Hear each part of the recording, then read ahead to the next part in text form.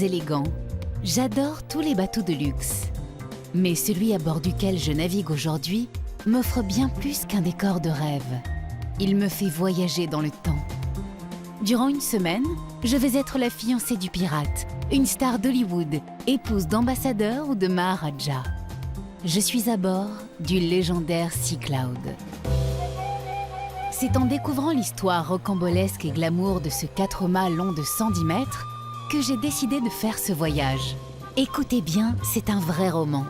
En 1931, en pleine crise économique, Edward Francis Hutton et son épouse Marjorie Merriweather Post font construire cet incroyable voilier. Ce bateau, c'est un peu leur château, mais un château qui parcourt le monde. Ambassade flottante des États-Unis en Union soviétique, navire météo durant la Seconde Guerre mondiale, yacht de Trujillo, le dictateur de République dominicaine, épave dans les eaux tropicales du Panama. C'est en 1979 que le Sea Cloud retrouve sa splendeur passée et commence sa nouvelle vie de luxueux voilier de croisière.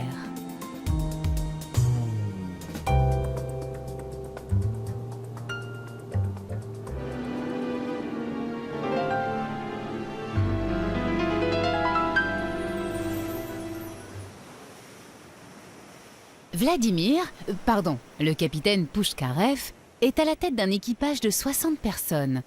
Ceux qui m'impressionnent le plus, ce sont les marins funambules qui travaillent dans la mâture.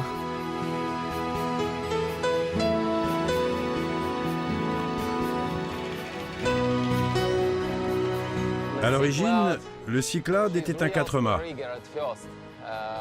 Et il n'y a pas de commande automatique. Donc on navigue de manière traditionnelle.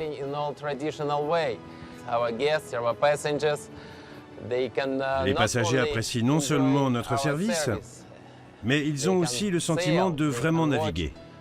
Ils peuvent voir les voiles se hisser, ils peuvent sentir le vent. C'est une sacrée expérience, une expérience unique au XXIe siècle. Magnifique. Ce bateau a quelque chose de presque irréel.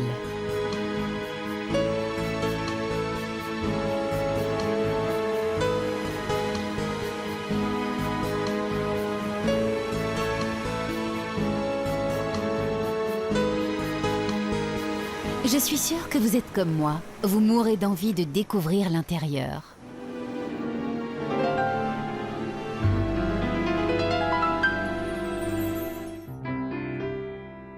Les 31 cabines sont toutes différentes, mais des plus petites, environ 10 mètres carrés, jusqu'aux grandes suites de 40 mètres carrés, elles sont toutes décorées avec soin et avec des meubles d'époque. Celle-ci, c'est la mienne, 24 mètres carrés, entièrement décorée de meubles coloniaux. Katia m'a ouvert la cabine numéro 1. C'était la suite de Marjorie, la première propriétaire du Sea Cloud. Le choix du mobilier et l'esprit de la décoration sont restés fidèles à l'atmosphère luxueuse des premiers jours.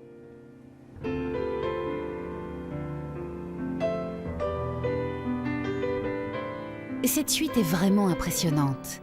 Fausse cheminée, grand lit, salle de bain en marbre de Carrare. On finit par oublier que l'on est à bord d'un voilier naviguant au cœur de la Méditerranée.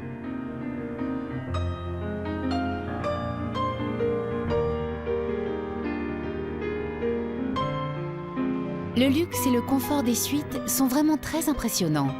Mais j'ai déjà la nostalgie des ponts en teck, des escaliers en bois verni, des cordages et des transats à l'ancienne toilés de bleu. Ils ont le charme fou des années 30. Et même s'ils ne sont pas très confortables, je me laisse aller à une petite sieste au soleil de la Méditerranée.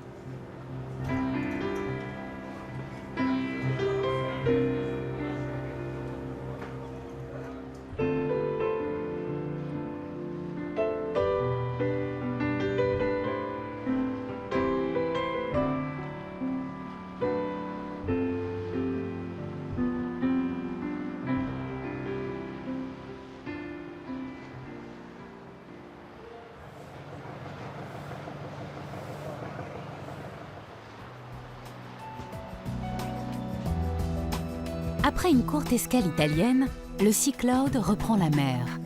Même dépourvu de ses 3000 mètres carrés de voile, il a fière allure.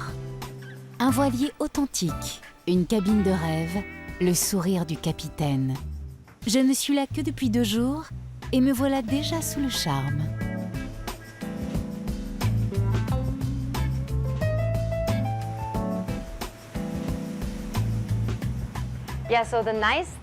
Ce qui est bien sur le Sea Cloud, c'est que l'équipage est réduit. Ils forment une famille. Avec un petit bateau et un nombre de passagers restreint, il n'y en a que 64, l'équipage et les passagers se côtoient et se mélangent. Parfois, nous faisons escale pour la baignade. Les passagers se baignent et l'équipage est autorisé à se baigner également. Cette ambiance familiale entre l'équipage et les passagers est vraiment très agréable.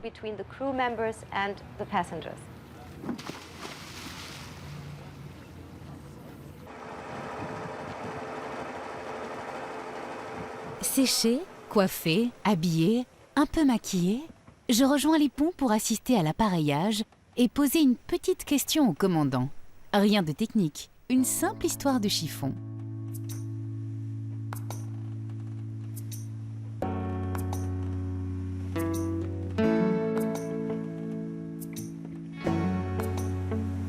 Le port de l'uniforme obéit à certaines règles. C'est l'usage à bord d'un bateau de plaisance. Ça permet à l'équipage d'être présentable.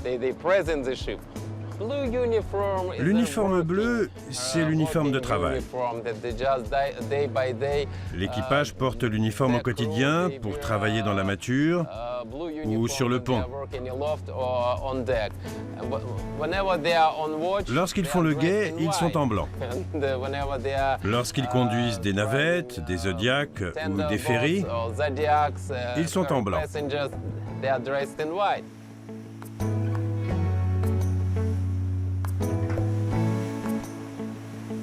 Installée dans un transat, j'observe émerveillée les changements de couleur du ciel. Instant fragile, beauté insaisissable. Surtout ne le répétez pas, mais dans mon petit carnet de voyage, j'écris des poèmes sur le temps qui passe, la beauté de la nature, et puis des recettes de cuisine que je glane ici ou là au gré de mes voyages.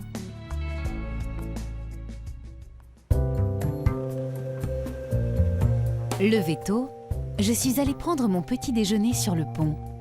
Il faisait encore un peu frais, et puis, le soleil est apparu à l'horizon. J'adore sentir les premiers rayons du soleil sur ma peau.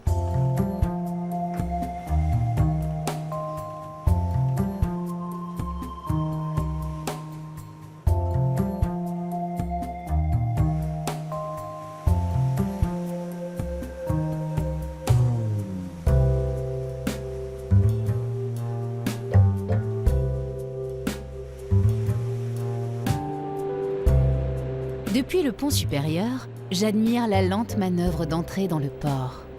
C'est ma dernière journée à bord du Sea Cloud. Alors que d'ordinaire, j'adore me promener durant l'escale, cette fois j'ai décidé de rester à bord pour déguster jusqu'à la dernière seconde le plaisir de ce voyage. Et pour noter quelques pensées dans mon petit carnet de Moleskine rouge concernant le luxe. Moi, j'ai ma petite idée. Mais qu'en pense le capitaine et son équipage ? Les passagers qui y séjournent veulent naviguer et naviguer le plus possible.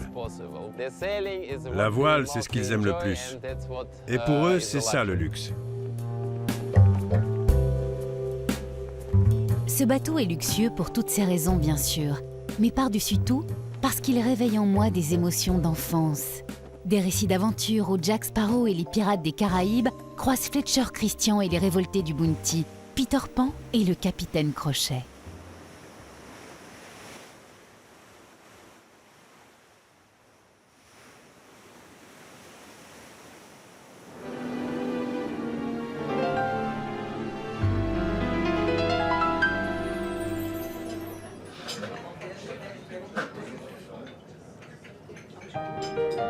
L'instant est sacré. Installé à ma table, je consulte le programme. Parfait.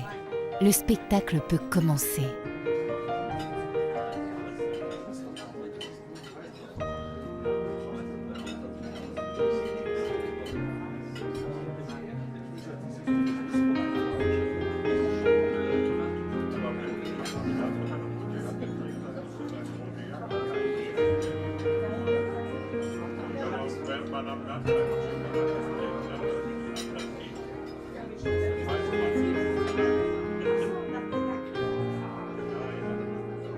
Le chef est un artiste, je suis en admiration, j'applaudis.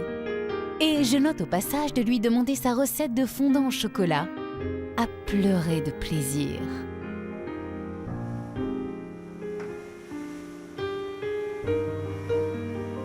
Mais je ne suis pas au bout de mes surprises. Sortie pour prendre un peu l'air sur le pont promenade, j'aperçois un couple en train de dîner aux chandelles. Une petite table a été dressée à leur attention.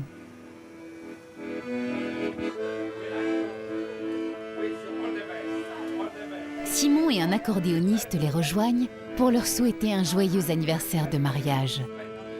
Cette fois, c'est trop.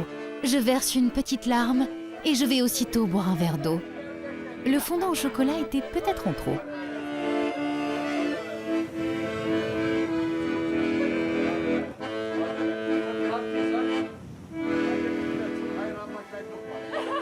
Dernière nuit sous les voiles, dernière promenade sur les ponts en teck. Je pensais aller me coucher, mais c'était sans compter avec l'équipage du Sea Cloud, réuni au grand complet pour dire au revoir à tous les passagers, avec des chansons de marins, comme il se doit.